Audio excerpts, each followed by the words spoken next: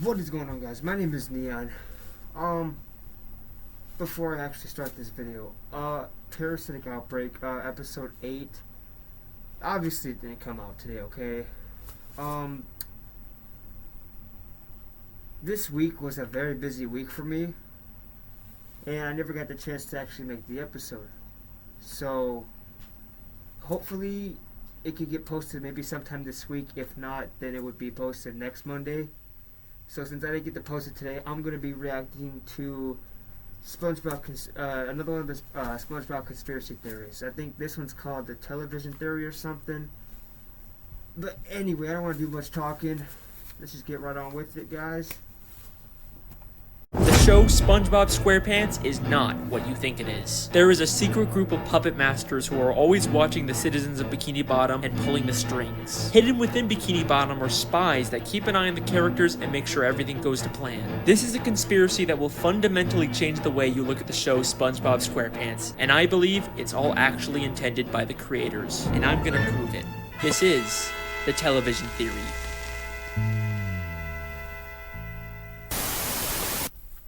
You guys had a great reaction to my Squilliam Fancyson theory, and I had a lot of fun making it. Squilliam, you lying, deceiving bastard! I didn't even realize that! But trust me when I say that what I've discovered this time is much, much bigger. To start this theory, we have to go back to the very beginning of the very first episode of SpongeBob SquarePants. Ah, the sea. So fascinating. So wonderful. I miss watching the episodes like this back in my childhood. These were the golden ages of SpongeBob. I'd do anything to go back to times like this. Here we see Bikini Bottom, teeming with life, home of one of my favorite creatures, SpongeBob SquarePants. Yes, of course he lives in a pineapple, you silly. So let me ask you a question. Who's speaking in this clip? Well, obviously that's just the narrator. We hear his voice many times throughout the show. Ah, goo lagoon, a stinky mud puddle for you and me. Ah, the crusty crab. Through these doors pass all the many kinds of undersea life. Pop's boating school, where diligent students learn the rules of the road. But who exactly is the narrator? Well, he's just the narrator, right? We're not supposed to think about who he is or why we're hearing him. Lots of shows have narrator framing devices we're not supposed to think about. Caillou was amazed that Mommy had made a rainbow, just like in the picture. But there's something different about this narrator. He sounds a lot like he's narrating a nature documentary. The ocean. From above, a simple blanket of water. But below, a complex world full of color, life, and wonder. Ah, the sea. So fascinating. So wonderful. Here we see Bikini Bottom, teeming with life. What if I told you that he's not just some random disembodied voice? He's an actual character in this universe. Here we are again at the Bikini Bottom boating school. Today is once again the day of SpongeBob's boating school exam. But more importantly, this is the last test for the year. And if SpongeBob does not pass this one, it means another whole year of boating school! SpongeBob literally crashes into the fourth wall, and we actually get to see the narrator and the camera he's been filming with. The show SpongeBob SquarePants is not just a cartoon. Everything we see is a part of a nature documentary television show being filmed by scuba divers. And if you're still not convinced, I searched really hard and found an old SpongeBob DVD bonus feature that basically confirms everything.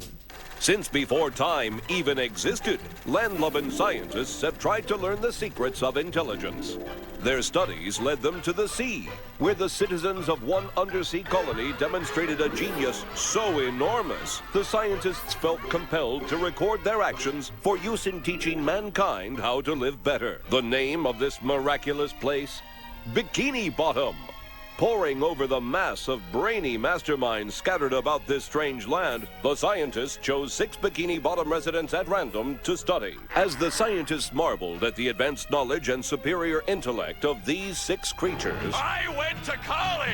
They rolled their cameras and took notes.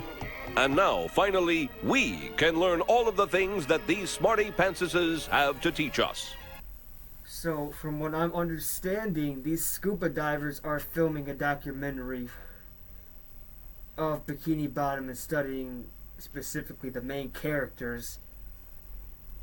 That way they could broadcast an interesting TV show to other families out there. Okay, he wasn't wrong when he said it explains everything in that one clip. Okay. Life lessons from Bikini Bottom. I don't know how it can get any more clear than that. Now, if you rewatch the show Right. with this new information in mind, some things start to take on a whole new meaning. Throughout the series, there's this weird, unexplained running gag of a human hand interfering with the characters. It's even in the beginning of every episode in the intro for the show. Maybe the filmmakers are doing a bit more than just studying these characters. The hand seems to mostly interfere just to maintain the health and safety of the characters, like treating Spongebob for the suds. Well, Mr. Squarepants, it seems you have the suds. Are you ready for your treatment? Oh, Hans!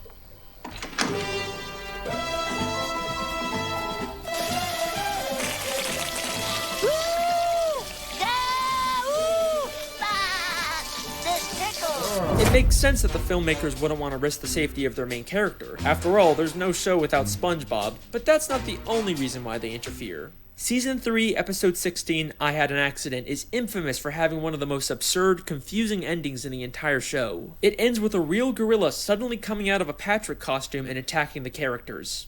A real gorilla? Huh?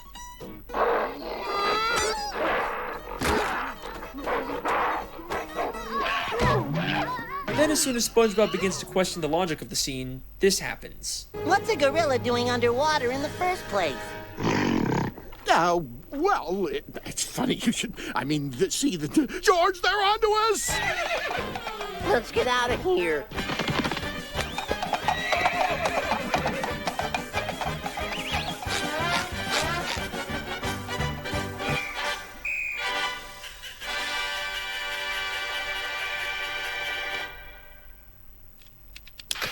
SpongeBob is a weird show, but this has always stuck out as being just a little too weird. But knowing what we know now, I think I can explain what's going on here. This isn't a real gorilla.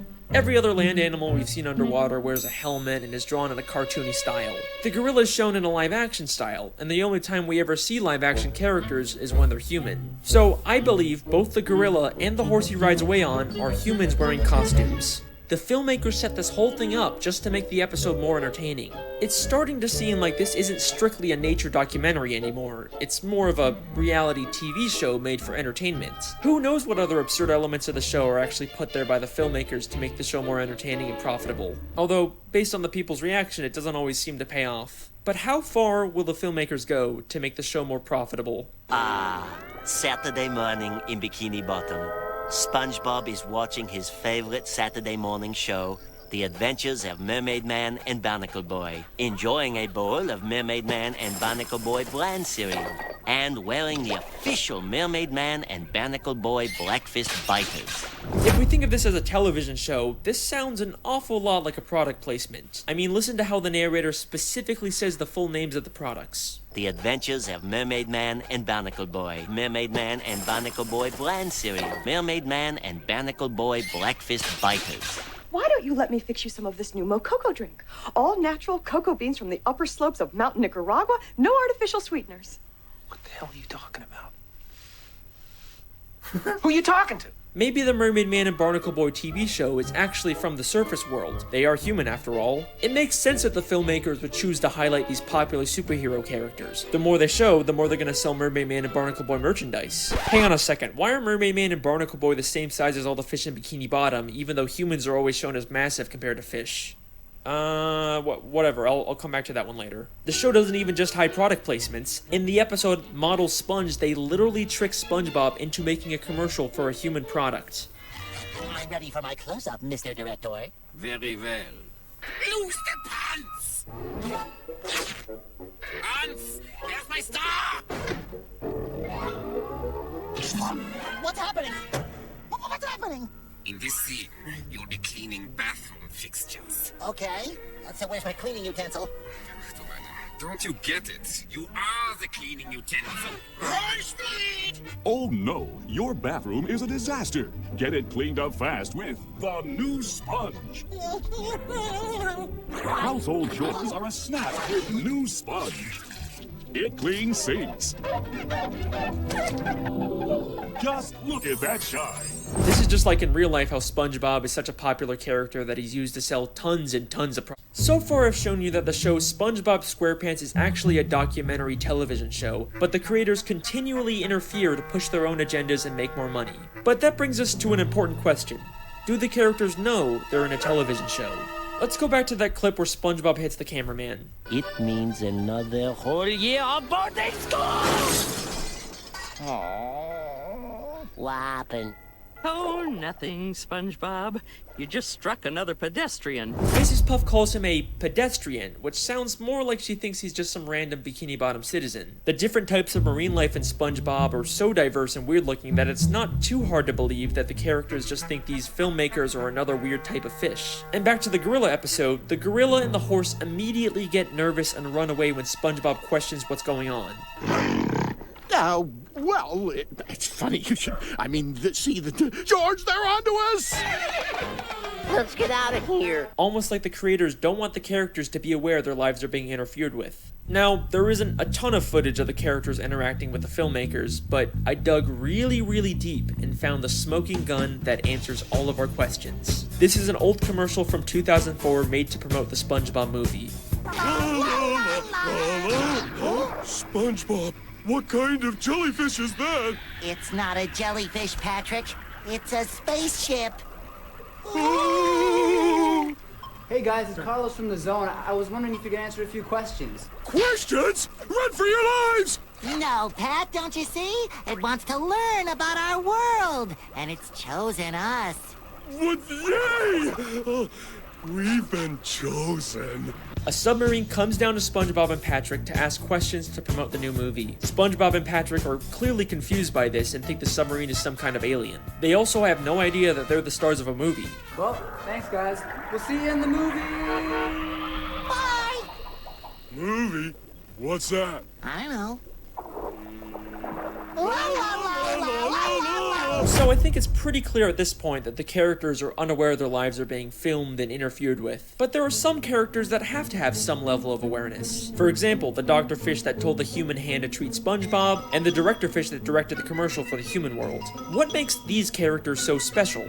First off, the Director Fish isn't actually from Bikini Bottom. Before he directed this commercial, we saw him as a citizen of New Kelp City in the episode Whatever Happened to SpongeBob. Out of all the characters they could have used, they specifically chose a character from out of town. Almost like the filmmakers didn't want to use anyone in Bikini Bottom so they wouldn't risk everyone finding out about the television show. Then there's the Dr. Fish. We don't know where he originally came from, but he's an extremely suspicious character. Usually he's purple, but sometimes he's orange, sometimes he's purple with orange hands, sometimes he's a pirate, and he bears a striking resemblance to Dr. Manowar from the Jellyfish Convention. And now it only hurts when you touch it.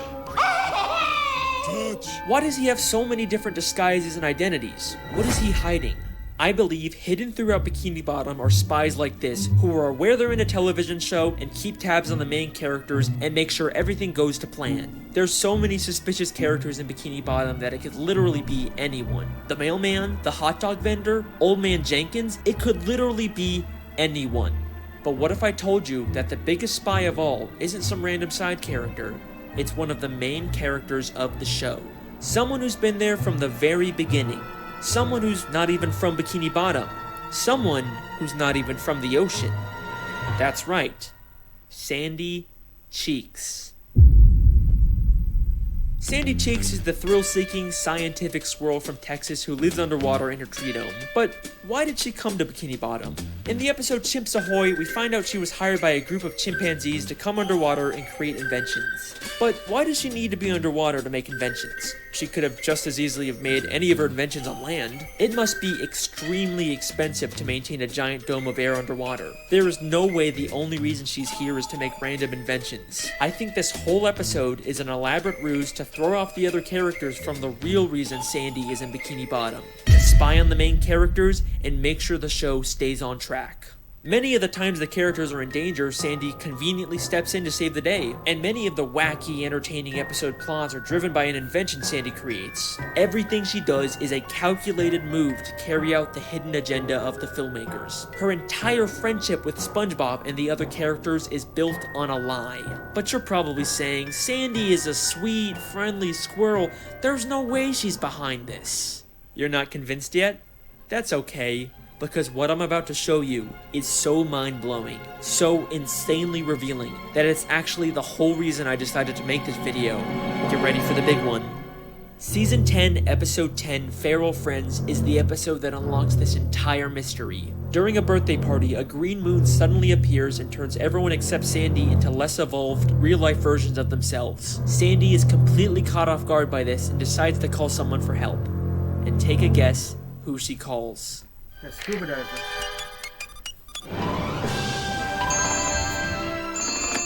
Hello, French narrator speaking. Hey, Frenchie! It's me, Sandy! Ah, Sandy Cheeks. How is it hanging? Oh, it's not hanging too good, Frenchie. You see, there's this... Don't say another word. I have been monitoring the behavior of the green moon all day. Huh, yeah, I guess that's a pretty interesting clip, yeah. Holy shit! Sandy literally calls the narrator to let him know what's going on and asks for instructions on what to do next. She has been working with them the entire fucking time. He even has a picture of her on his desk. This is where I originally planned on ending the video, but there is still one small issue with the television theory. Just one nagging plot hole that contradicts everything. If this is all a television show filmed by scuba divers, then how are we seeing inside the buildings? It's not like any of the humans filming the show could fit inside them. It's the one annoying thing that keeps this theory from being complete. I mean, the most logical explanation is that they have hidden cameras inside of everyone's homes, but we never really see anything like that. Actually, yeah, in that one movie, it was the, that one SpongeBob movie where it was the Krusty Krab's anniversary or something. They found this one room that had a bunch of TV monitors that showed cameras of their houses. I remember that. Holy shit. Season 6, Episode 24, Truth or Square. The SpongeBob 10th Anniversary Special where they reveal lots of stuff about the characters. But the most damning piece of evidence comes from when the characters get lost in the Krusty Krab vents and end up in a room full of monitors showing live footage of all of their homes.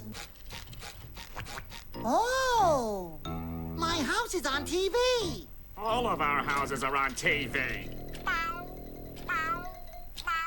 Gary the Snail, you get down from that bed this instant! Hey, there's my house! Look, it's Sandy! And who is the character responsible for all of these hidden cameras? Mr. Krabs, why do you have cameras watching us? Oh, I just want to make sure you all floss after every meal. Thank you, Mr. Krabs. Dental hygiene is very, very important. Dental hygiene? Eugene, you lying bastard. Of course he would sell out his friends for a quick buck. And if there's any part of you that thinks there's some chance Mr. Krabs has all these hidden cameras for some other reason, then take a look at what happens next. Hey, who are those guys? I think it's us, Patrick. But who are they? Alright, they're not even trying to hide it anymore. A cameraman and a boom operator have been following around the characters this entire time. And just like the gorilla, as soon as they get seen, they make a run for it. The case is closed. The television theory is something the show has consistently alluded to from the very first episode to the newest episodes. Maybe one day the show will actually directly address it and our characters will discover the real truth about their world. But regardless, that's my theory. I hope you guys enjoyed. Let me know what you think in the comments. Make sure to subscribe if you want to see more. See you next time. Hey, whoa, hang on a second. You thought I forgot about the Mermaid Man and Barnacle Boy thing, didn't ya? Alright, here's a quick bonus theory. Mermaid Man and Barnacle Boy were two superheroes that fought crime underwater and protected the sea from evil. Whether or not they actually did this or it was all staged for television isn't clear, but they both spent their lives underwater until they became old and retired. But after spending so much time under the sea, they no longer fit in with human society. Plus, Mermaid Man is clearly dealing with some form of dementia and PTSD from fighting evil. But you can't retire. There's evil afoot. What? Evil?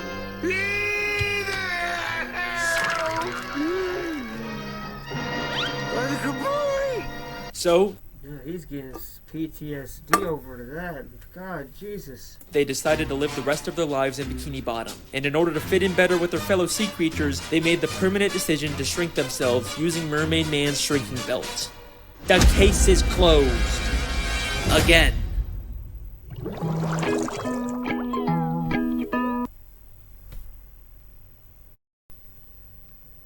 That's crazy.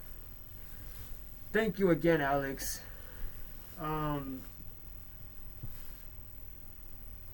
You know, back then when I used to watch SpongeBob, I kind of suggested that, or I kind of thought that it was a TV documentary because I remember seeing all this stuff. It's just Alex is good at connecting the dots and making it more vivid, if that makes any sense. Anyway, guys, yes, that was the video. Thank you guys for watching. Like I said in the beginning, if Parasitic Outbreak isn't out sometime this week, then it's going to be next Monday. Sadly, like the last video, had to get postponed to the next week. But like I said, it was a busy week, guys. I haven't found time to make a video yet, so... I mean, I also posted a cooking video earlier today, but, you know, I had made that video like a couple days before. Anyway, guys, that was the video. Thank you guys for watching. Be sure to comment, like, and subscribe. Your choice. This is Neon signing off. Y'all have a blessed day and a blessed night. Peace out.